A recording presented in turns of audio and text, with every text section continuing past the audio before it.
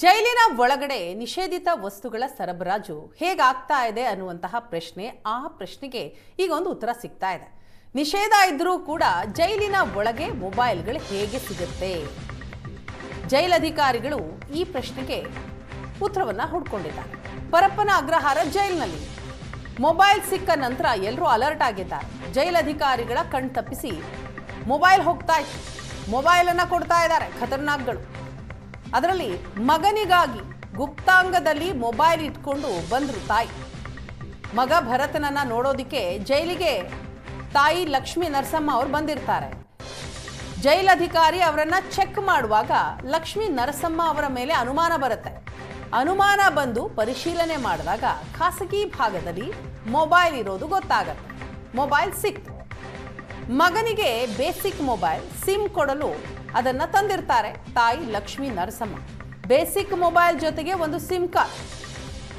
ಈ ಘಟನೆಯ ಸಂಬಂಧ ಪರಪ್ಪನ ಅಗ್ರಹಾರದಲ್ಲಿ ಪ್ರಕರಣ ದಾಖಲಾಗಿದೆ.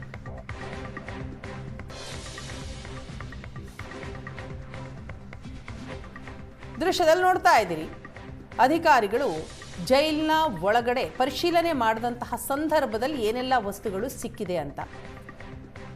ಸ್ಮಾರ್ಟ್ಫೋನ್ಸ್, ಬ್ಲೂಟೂತ್, ಇಯರ್ಫೋನ್ಸ್, ಚಾರ್ಜರ್, ಇದೆಲ್ಲವೂ ಕೂಡ ಜೈಲಿನಲ್ಲಿ ನಿಷೇಧ ಇದೆ. ಆದರೂ ಜೈಲಿನ ಒಳಗಡೆ ಫೋನ್ಗಳು ಸರಬರಾಜು ಆಗತ್ತೆ ಹೇಗೆ ಅನ್ನುವಂತಹ ಪ್ರಶ್ನೆ ಇತ್ತು.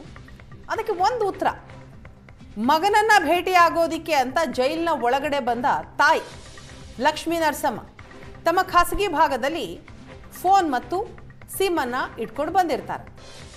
Basic mobile.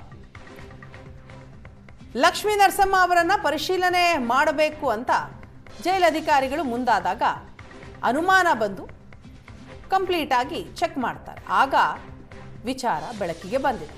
ಈಗ ಈ ಸಂಬಂಧ ಪ್ರಕರಣ ಕೂಡ ದಾಖಲಾಗಿದೆ.